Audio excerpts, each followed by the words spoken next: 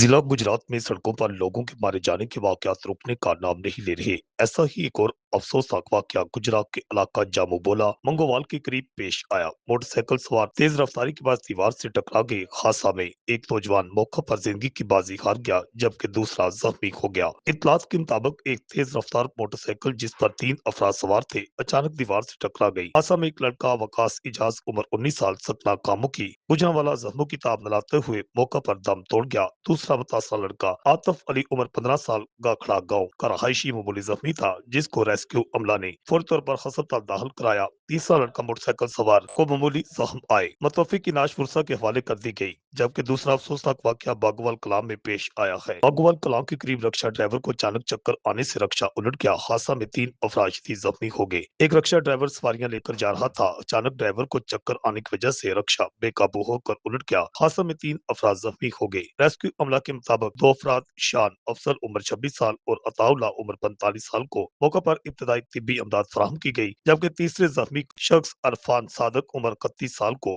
अस्पताल दाखिल करवा दिया गया। रिपोर्ट आकाश नियाजी, गुजरात।